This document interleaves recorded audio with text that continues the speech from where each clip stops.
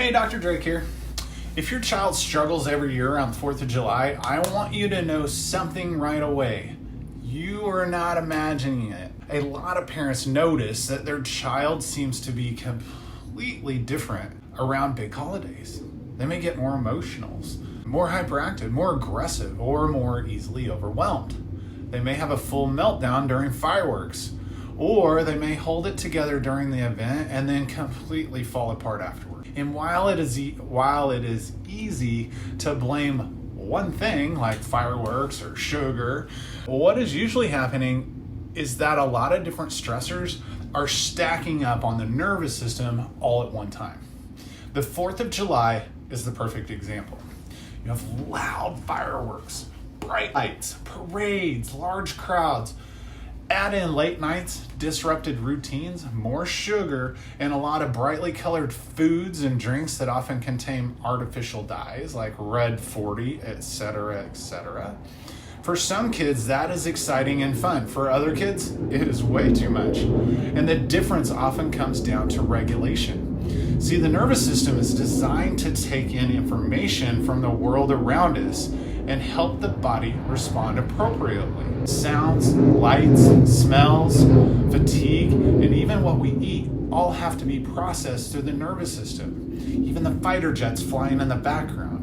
When a child's nervous system is regulated, they have more capacity. They can hear the loud sound, see the bright light, feel the excitement, and still recover. But when a child's nervous system is already under stress, it does not take much to push them into overload. That is when we see the meltdown, or the shutdown, the wild behavior, and the ability to sleep that night. And one of the biggest things I want parents to understand is this: that reaction is not always a behavior problem. Many times it is a nervous system capacity problem. Let's talk about fireworks first.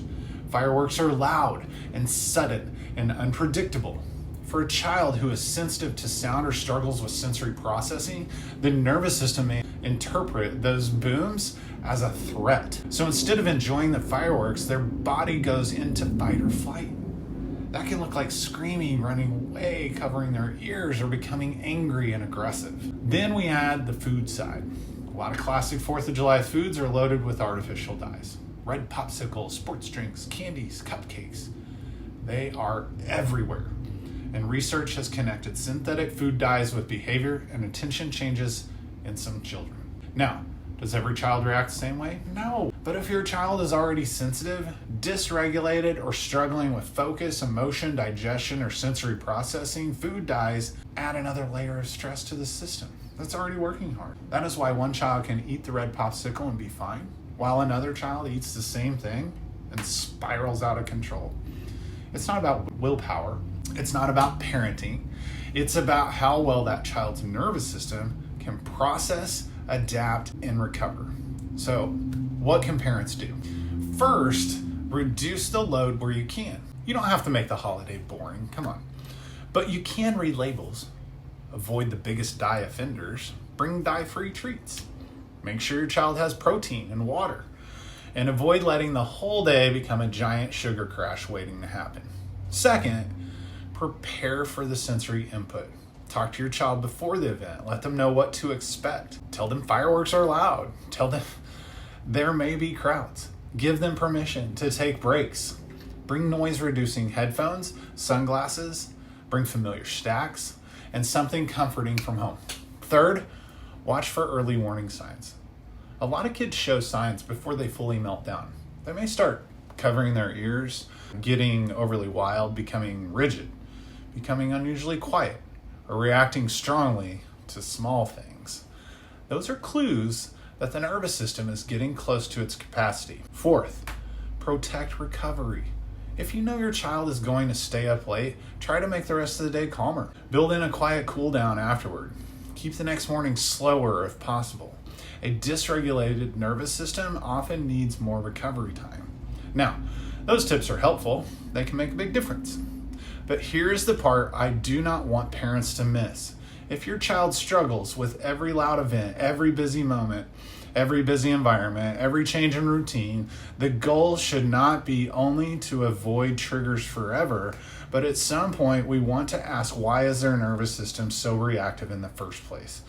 That is where neurologically focused chiropractic care comes in. At Innate Family Chiropractic, we use insight scans to get an objective look at how the nervous system is functioning. We're looking at how well the body is adapting to stress, how much tension is being held, and whether that brain and body communication is communicating the way it should. Then through gentle and specific chiropractic adjustments, we want to reduce subluxation and tension so that the nervous system can regulate and adapt more effectively. That's the whole goal. And when that starts to happen, parents often notice their child can handle life better. They recover faster from busy days and sleep better. They handle transitions with less intensity. They don't crash as hard after big events. And they have more flexibility and more resilience. That is the bigger goal. Not just surviving the 4th of July, helping our child's nervous system become more adaptable, more regulated, and more resilient for everyday life. So if your child struggles with fireworks, food dyes, crowds, or post-holiday meltdowns, we would love to help you take a deeper look. Give our office a call at 918-272-0303 and ask about scheduling insight scans for your child. Their nervous system may be telling you exactly what it needs. Give us a call.